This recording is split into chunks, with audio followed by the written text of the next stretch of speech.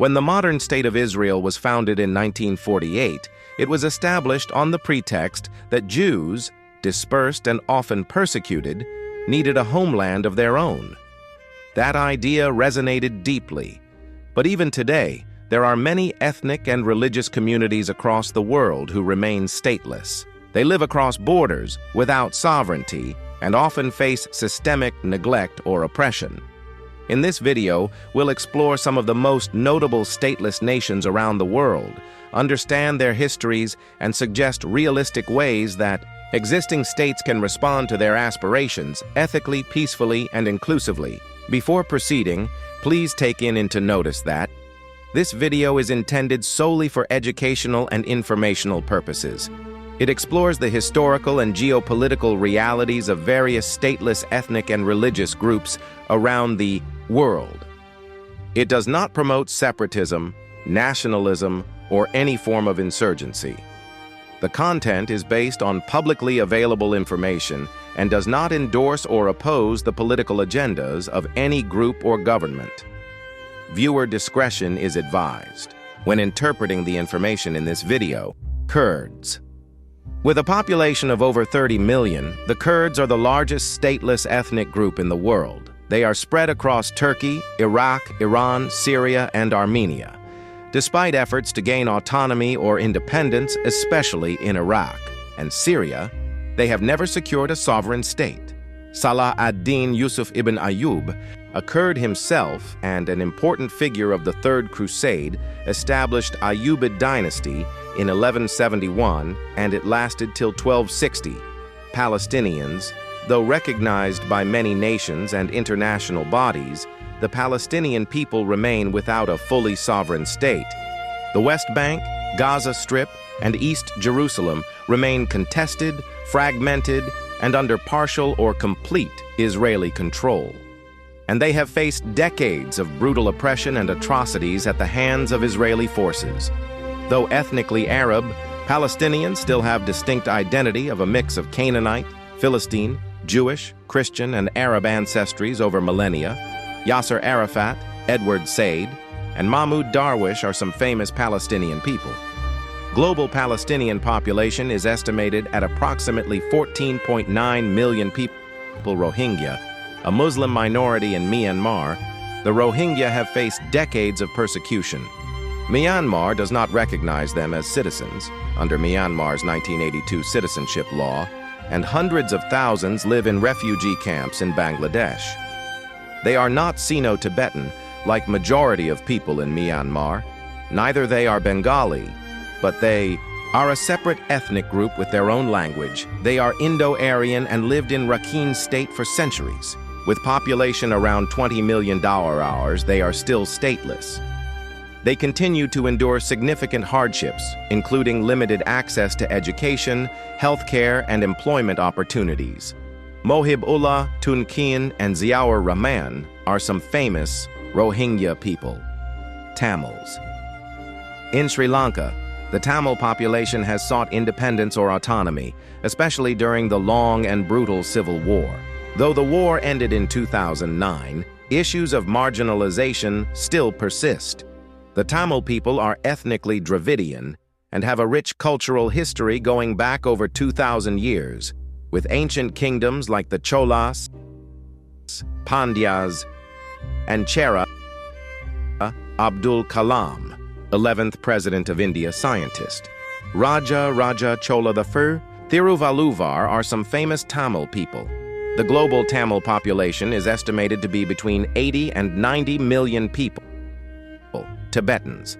The Dalai Lama, Tibetan leader, advocates for autonomy, not secession, but many Tibetans still dream of independence. Tibetans are distinct from Han Chinese or other Asian ethnicities, and they are Sino-Tibetan. Songtsen Gampo, Atisha, Tenzin Palmo, and Lobsang Sangai are among most famous Tibetan people. Global population of ethnic Tibetans is estimated to be approximately 7.7 million Basques, another group in Spain and parts of France, with a distinct language and culture. Some Basques seek full independence, others are satisfied with autonomy. They are not among Romance ethnic group. Their ethno-linguistic identity is non-Indo-European, pre-Roman origins. Ignatius of Loyola, Zabi Alonso, and Doni Zubizarreta are among some famous Basque people. Total population of people of Basque origin worldwide is approximately 10 million Druze, a unique religious group spread across Lebanon, Syria, and Israel, Levant. While they often integrate with the nations they live in, they maintain distinct identity and sometimes face questions of loyalty and representation. Their ethnicity is Arab, but their identity is complex and distinct due to their unique religion, history, and social customs. Druze faith is considered esoteric, and closed Shakib Arslan, Sultan al-Atrash, Fahed Balan are among some famous Druze people. Global Druze population is estimated to be between 1 million and 1.2 million people, Berbers, or Amazigh, indigenous to North Africa, especially Morocco and Algeria. They've faced linguistic and cultural marginalization, but have seen some gains in recent years. Distinct from Arab identity, though many are bilingual or Arabized, Massanissa, Sonia Asela, Rachid Taha, and Mohammed Shafiq are among some famous Berbers or Amazigh people. The total estimated population of Berbers, Amazigh people, is roughly between 30 million and 40 million Assyrians, an ancient Christian people primarily in Iraq, Syria, and parts of Turkey.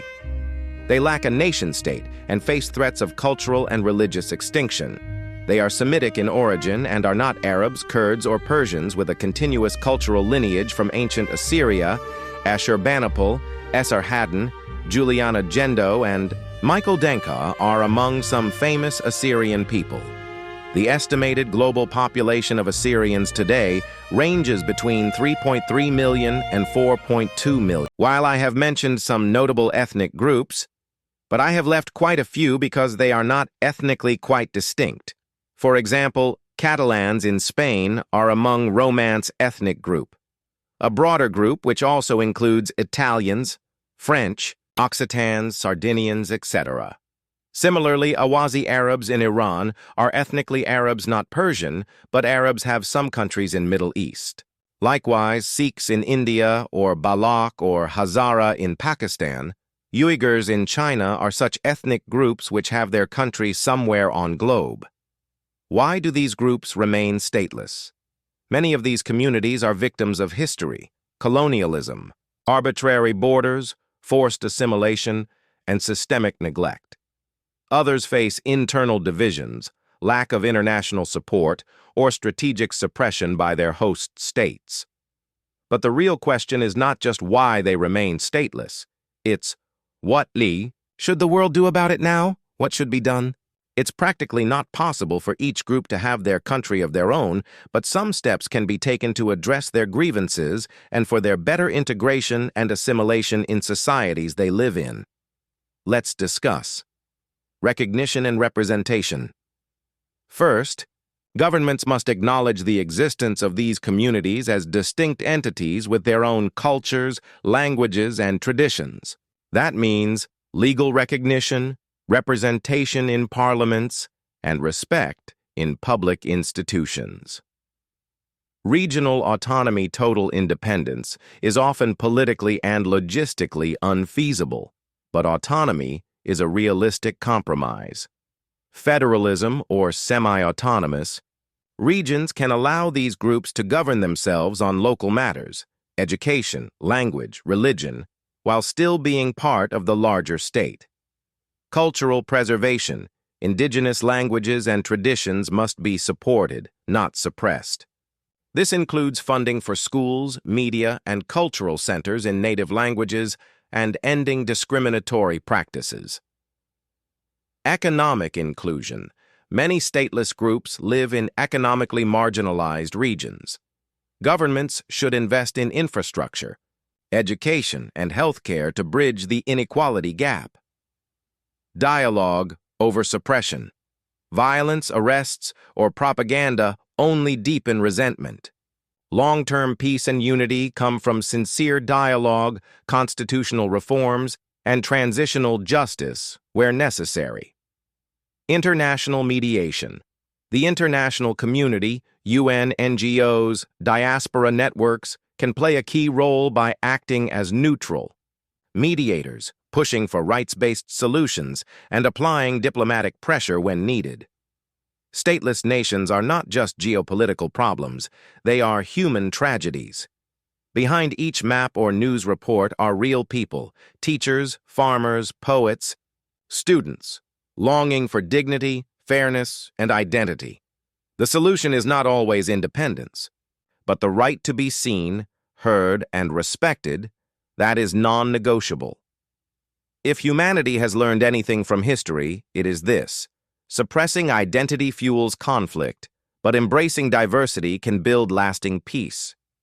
If you found this video thought-provoking, don't forget to like, share, and subscribe for more deep dives into global issues.